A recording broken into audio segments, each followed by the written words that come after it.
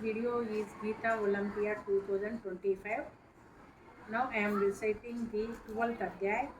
Om Shri Paramatmane Namaha. Srimad Bhagavad Gita Atha Dvadashodhyayah. Arjuna Uvacha Evam Satatayukta Ye Bhakta Swam Paryupasate ये चाप्यक्षरमव्यक्तं तेषां के योगवित्तमाः।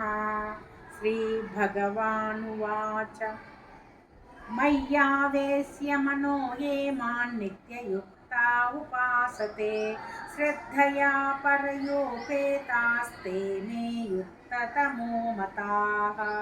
ये त्वक्षरमनिर्देश्यम् अव्यक्तं पर्युपासते सर्वत्र गमचिन्तं च कूटस्थमचलं ध्रुवं सन्नियम्येन्द्रियग्रामं सर्वत्र समबुद्धयः ते प्राप्नुवन्ति मामेव सर्वभूतहिते रताः। क्लेशोऽधिकतरस्तेषाम् अव्यक्तासक्तचेतसाम् अव्यक्ता हि गतिर्दुःखं देहवद्भिरवाप्यते।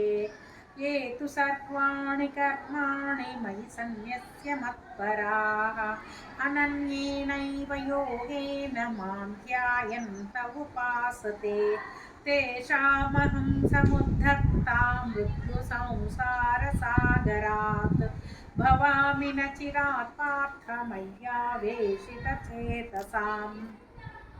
मय्येव मन आदत्स्व मयि बुद्धिं निवेशय निवसिष्यसि मय्येव अथ भूत्वन्न संशयः।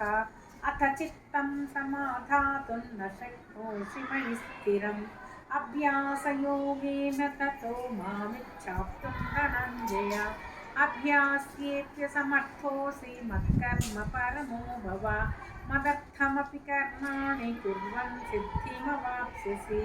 अथैतदप्यशक्तोऽसि कर्तुं मद्योगमाश्रितः सर्वकर्मफलत्यागं ततः कुरु यथात्मवान्। श्रेयो हि ज्ञानमभ्यासात् ज्ञानात् ध्यानं विशिष्यते ध्यानात् कर्मफलत्यागस्त्यागात् शान्तिरनन्तरम्।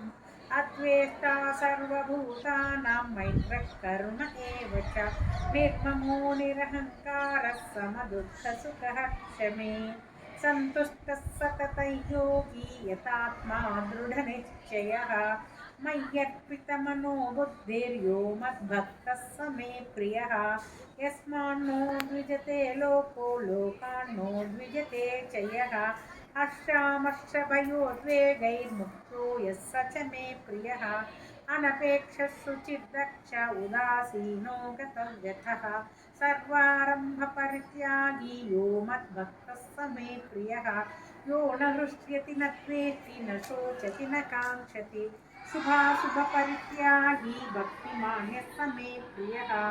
समशत्रौ च मित्रे च तथा मानापमानयोः शीतोष्णसुखदुःखेषु समसङ्गविवर्जितः।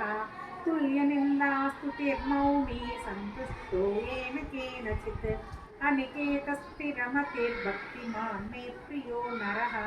ये तु धर्म्यामृतमिदं यथोक्तं पर्युपासते श्रद्धाना मत्परमा भक्तास्तेऽतीव मे प्रियाः।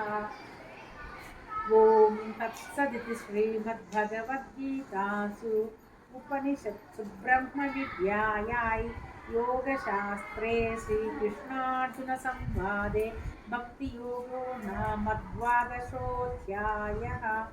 ॐ श्रीकृष्णार्पणमस्तु। योगेशं सच्चिदानन्दं वासुदेवं प्रजप्रियं धर्मसंस्थापकं वीरं कृष्णं वन्दे जगद्गुरुं श्रीकृष्णं वन्दे जगद्गुरुम्।